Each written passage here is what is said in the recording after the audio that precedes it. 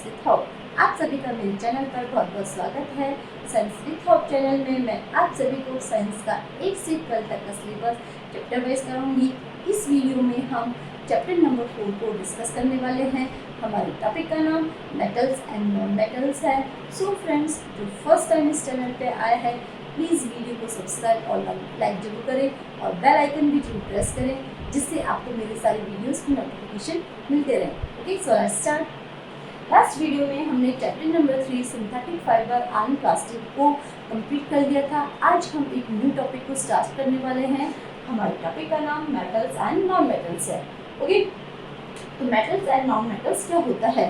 Matter जो होता है, मैटर ये 3 में डिवाइड होता है। मीन्स मैटर 3 थिंग्स से मिलकर बनता है। फर्स्ट है elements, next is compound and last is mixture. Mixture, compound, elements ये तीनों ही मिलकर क्या बनाते हैं? एक मैटर को बनाते हैं। अब इनमें क्या होता है, जो एलिमेंट्स होते हैं मैटर में सबसे ज़्यादा नंबर किसके होते हैं? एलिमेंट्स होते हैं। ओके, तो एलिमेंट्स क्या होते हैं? एलिमेंट्स वे सब्सटेंस होते हैं जो एक ही टाइप के एटम से मिलकर बनते हैं। लेवज़े नाम के जो साइंटिस्ट थे उन्होंने एलिमेंट्स को मेनली 2 पार्ट में डिवाइड किया था। 2 पार्ट कौन कौन सा था इनका? Metals and non metals. Okay, तो एलिमेंट्स होते हैं वो मेटल्स एंड नॉन मेटल्स होते हैं। जो भी हमें अभी तक एलिमेंट्स नॉन है क्या होते हैं? वो मेटल्स होते हैं या नॉन मेटल्स होते हैं। अब मेटल्स एंड नॉन मेटल्स क्या होते हैं, ये कहाँ होते हैं? अर्थ में जो भी सब्सटेंस होते हैं वो सब किसके बने होते हैं? वो एलिमेंट्स के बने होते हैं। एंड अभी तक 112 to 15 इतने एलिमेंट्स से जो क्या होते हैं? नॉन होते हैं। ओके, के बारे में पता चल चुका है कि इतने एलिमेंट्स अर्थ में है। ओके, अब इनमें से 80 एलिमेंट्स किसके होते हैं? मेटल्स के होते हैं। ओके, जो हमें पता चल गया कि हाँ ये मेटल्स होते हैं। और जो बचते हैं 112 to 15 में जो एलिमेंट्स बचते हैं वो किसके होते हैं? नॉन मेटल्स या सब मेटल्स के होते हैं। ओके, जो मेटल्स होते हैं इनकी प्रॉपर्टीज़ और नॉन मेटल्स की प्रॉपर्टीज़ ये एक दूसरे से क्या होती है? डिफरेंट होती है। कुछ एलिमेंट्स ऐसे होते हैं जिसमें मेटल्स की प्रॉपर्टीज़ भी होती है, नॉन मेटल्स की प्रॉपर्टीज़ भी होती है। उनको क्या कहते हैं? उनको बोलते हैं सब मेटल्स। तो आपसे पूछा जाए सब मेटल्स क्या होते हैं तो आप कह सकते हैं सब मेटल्स वे एलिमेंट्स होते हैं जिसमें non metals and metals in दोनों की प्रॉपर्टी होती है। ओके, अब जो मेटल्स एंड नॉन मेटल्स हम हमारी डेली लाइफ में डेली यूज़ करते हैं, okay, gold, silver, iron, copper, aluminium, ये सभी क्या होते हैं? ये सभी मेटल्स होते हैं। Carbon, oxygen, nitrogen, bromine and iodine, sulphur, phosphorus, ये सभी क्या होते हैं? नॉन मेटल्स होते हैं। अब हम मेटल्स और नॉन मेटल्स के बारे में डिस्कस करते हैं कि मेटल्स क्या होते हैं। तो व्हाट आर मेटल्स? मेटल्स क्या होता है? एक क्रिस्टलाइन स्ट्रक्चर होता है जिसमें क्या होते हैं? जो एटम्स होते हैं वो एक रेगुलर पैटर्न में अरेंज होते हैं। केमिस्ट्री के अकॉर्डिंग मेटल्स होते हैं वे एलिमेंट्स होते हैं जो इलेक्ट्रॉन अपने जो इजीली जो उनके पास जो इलेक्ट्रॉन होता है उसको छोड़कर कैटायन में कन्वर्ट हो जाते हैं। इसका मतलब यह मेटल्स में क्या होता है?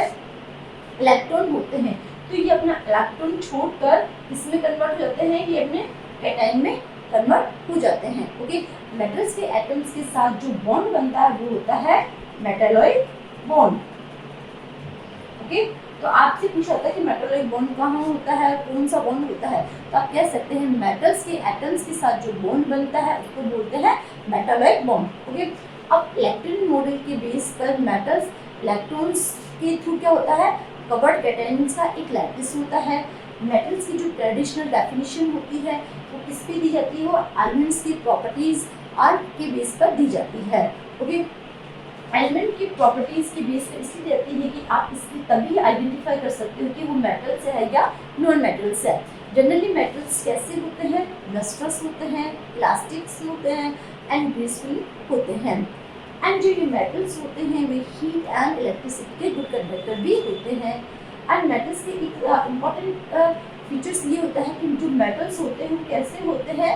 कौन से फॉर्म में रहते हैं? ये सॉलिड फॉर्म में, सॉलिड स्टेट में रहते हैं। बट एक मरकरी ऐसा मेटल होता है जो किसमें रहता है? लिक्विड। ओके, तो आप ये कह सकते हैं जो मेटल्स होते हैं या सभी प्रकार की जो मेटल्स होते हैं वो कैसी स्टेट में रहते हैं? वो सॉलिड स्टेट में रहते हैं। बट मरकरी नॉर्मल टेम्परेचर या रूम टेम्परेचर पे कैसा होता है? लिक्विड फॉर्म में रहता है। अब जो मेटल्स होते हैं इनके मेल्टिंग एंड बॉइलिंग पॉइंट भी क्या होते हैं? हाई होते हैं।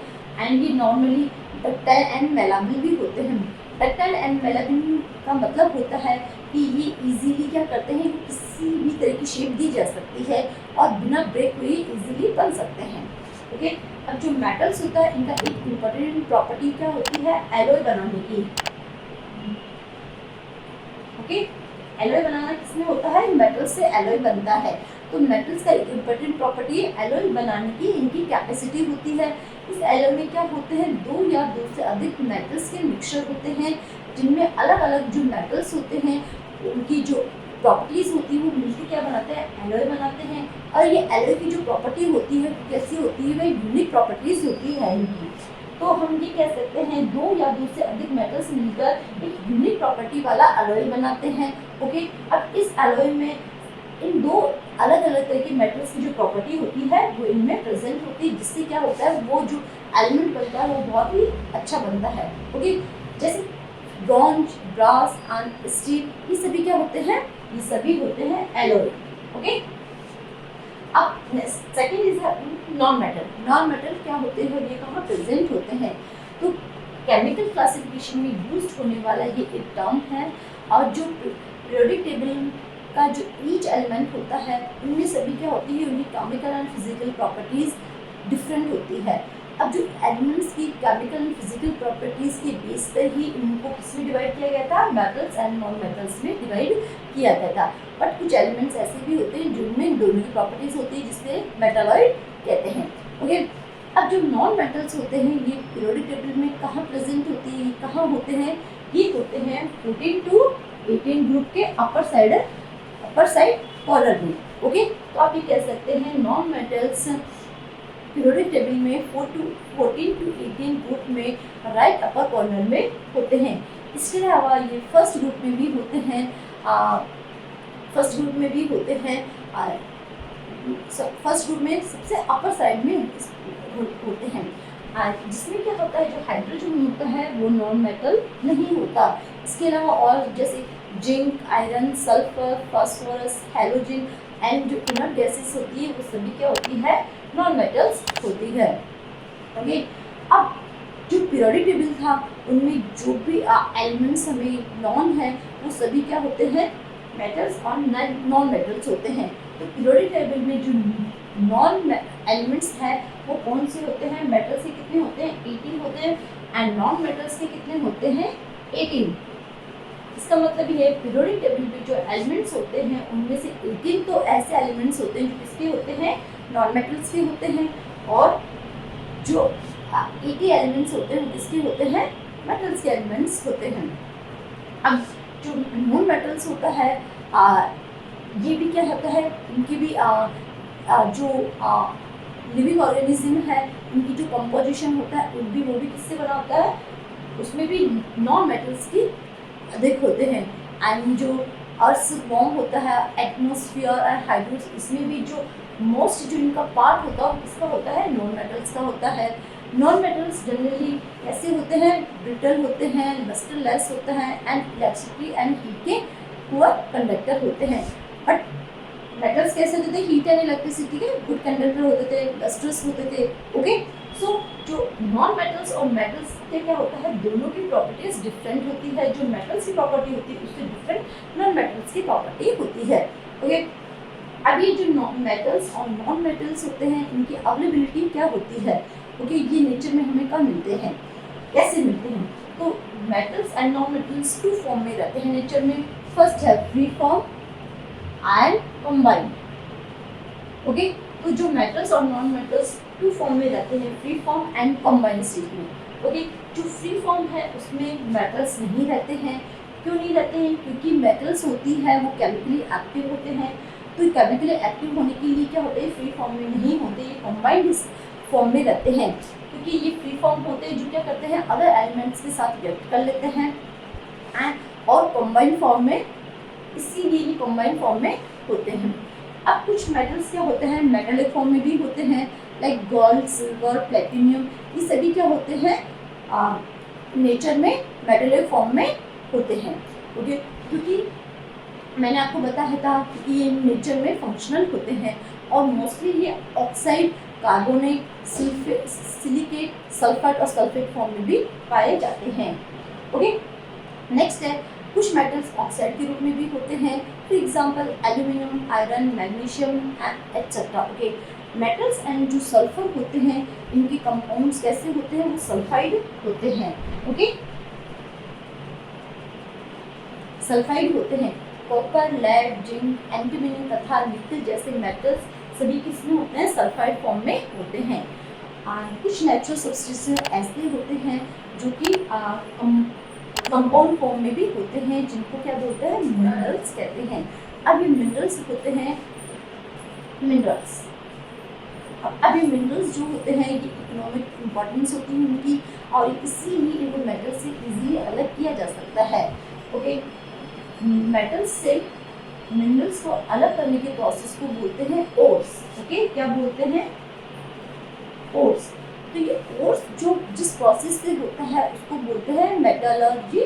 ओके, तो ये ओर्स होता है, ये हमें कब मिलता है, मेटल से मिनरल्स को बार बार प्रोसेस करके अलग करने वाले को बोलते हैं ओर्स। ओके, सो आज हमने मेटल के पार्ट के बारे में डिस्कस करा, एलिमेंट, कंपाउंड, मिक्सचर। इसमें हमने एलिमेंट्स के 2 पार्ट पढ़े हैं कि मेटल्स क्या होते हैं, नॉन मेटल्स क्या होते हैं। अब मेटल्स जितने भी नॉन मेटल्स थे और जितने नॉन मेटल्स थे इन सभी के बारे में हमने इस वीडियो में डिस्कस करा। आगे हमने सबसे इम्पोर्टेंट फीचर्स के मिनरल्स वाले का पढ़ा कि इसमें मिनरल्स होते हैं जो ओर्स के थ्रू होते हैं और जिस प्रोसेस जो होता है वो मेटलर्जी कहलाती है। ओके, सो आगे हम मेटल्स और नॉन मेटल्स के बारे में हम नेक्स्ट वीडियो में डिस्कस करते हैं। सो फ्रेंड, प्लीज़ वीडियो को सब्सक्राइब और लाइक जरूर करें और हाँ, बेल आइकन भी जरूर प्रेस करना ना भूलें, क्योंकि आप सभी की मोटिवेशन से ही मैं और अच्छा कंटेंट लाती रहूँगी। प्लीज़ वीडियो को कमेंट और लाइक जरूर करें। तो मिलते हैं नेक्स्ट वीडियो में एक न्यू टॉपिक के साथ। ओके।